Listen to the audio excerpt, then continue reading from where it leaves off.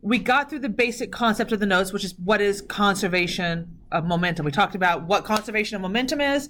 What are the three types of conservation things that we've discussed in the past? This is conservation of momentum. What are the other two? And energy and mass. We've talked about those guys.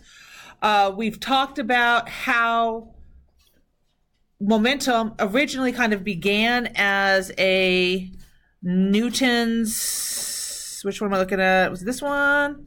Kind of a Newton's second law thing. So we can kind of derive momentum from Newton's second law. We talked about the two types of collisions, which are elastic and inelastic. What happens in an elastic collision? Bounces off. Yeah, elastic is the one that bounces off. Think of it like if I've got a rubber band, I let it go, it's going to bounce back, whatever it's going to do, right? The inelastic ones, it's like you pull it, it's now out of shape, literally. It's in a different shape. That's what the inelastic is. There is a change to the structure. Either they've stuck together or there's some kind of damage. And then, so when we left the last class, we were finishing off the kind of talking about the conceptual. We're going to finish talking about the conceptual stuff, and then we're going to move on to the application. So let me see here. Let's go in. We did this one. Let me close this down a little bit. And now we're going to do this story. I think we had started the story. Yeah. Okay. So what's going to happen to her velocity? Her velocity is basically going to decrease. Let me get rid of some junk on here.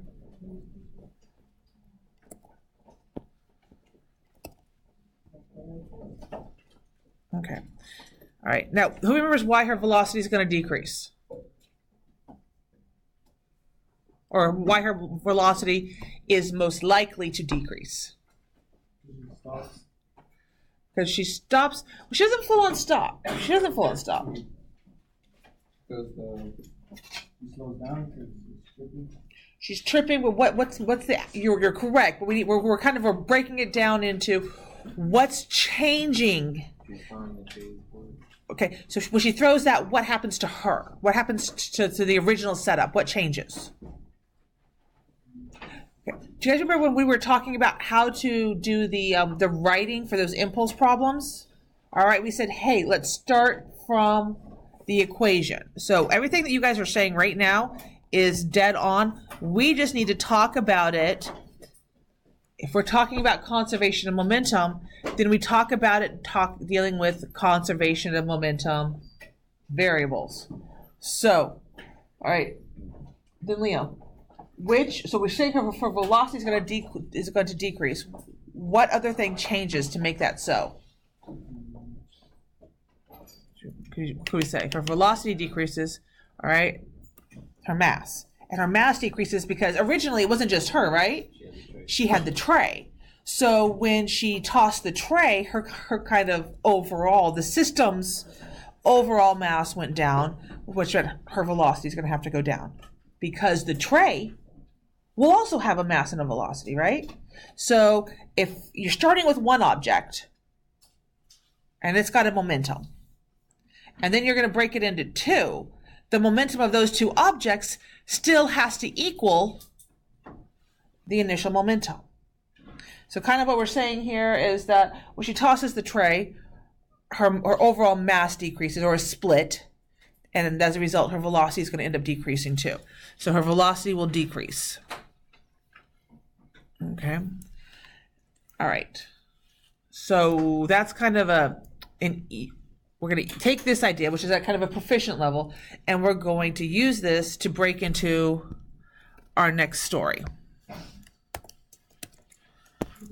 Okay, this one's called the mastery, and the numbers have been cleared off of your desk. So what I'm going to do for choosing today is I'm going to just random. There's also, if you look, there's a box over there. Oh, then there's one over there on top of that desk. All right, I'm just do a random number, but I'm going to do it off of the numbers that I gave you at the beginning of the year. 22, Brittany. Okay. Oh, there you are. Okay. All right. Would you mind reading this story for us? Imagine a summer struck on the belief farm. The boy, a physics prodigy, pushes his dad with the force of 15 minutes, which will get out of the pond. And if... Which one will get there first? All right. So son pushes dad with 50 newtons. Which one of will both of these guys manage to get off the pond? Is the son saving his father at the expense of his own life? Are they both going to be saved? What's going to happen? Tune in next time. And if they both get off the pond, which one's going to get there first? Let's deal with question 1. Which one of them will get off the pond first? Dad, son, or both? I'm sorry, which one of them will get off the pond at all? Dad, son, or both? Dad. Okay, so why dad? Okay, talk to me about dad. Why dad? He's actually getting forced. Okay. He is actually getting pushed. Okay, so at the very least, he should be doing something because dad's good at a thing of 50 newtons. All right, so ma'am, Carrie, you said both. Why? Well, it's because when he pushes on his dad, he's also getting pushed back. Okay, is there like a rule or a law that tells us that happens? Which one? Third. Yes. All right. So if he pushes with Newton's third law, then he'll get pushed back. Okay. So this is what happens right here. Okay. So in that case, which one gets off the pond? Both get off the pond. Okay. Pond. All right. This is a Newton's third law thing. If son pushes dad, dad pushes son. Son push dad. Feel free to use bigger sentences than me. Dad pushes son. Sure can. All right. So then our next question. So they both survive. Son is not sacrificing himself for his father. Who gets there first? So we're no longer using Newton's third law to decide this problem. We're deciding which one gets there first. Okay. Talk me through your thinking. Okay. I'm about 80% on your team for this one. And you want to kind of modify hers a little bit there?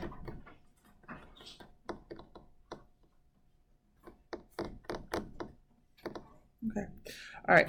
So again, we're no longer using, we use Newton's third law to figure out they both got a force acting on them, right? So then what variable will kind of determine, in general, what variable determines who's going to win a race? Speed, right? Okay, so speed. So in this case, we're talking about their speed. What are we going to deal with? On this one, we know that they have to have, that makes this more of something that deals with speed is going to make it a momentum issue. So the momentum of the son has got to equal the momentum of the dad. We want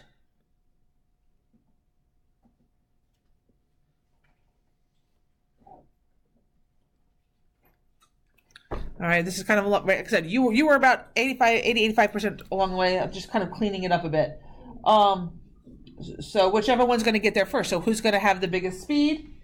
If these have to be equal, bigger speed means smaller mass. Okay, so that means son gets there first.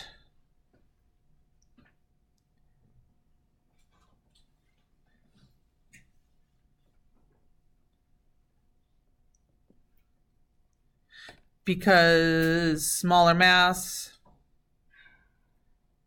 means larger velocity. What kind of relationship is this one? Small mass, large velocity, one thing's small, the other thing's large? Inverse. Good. Okay. So that pretty much covers it for that piece of information.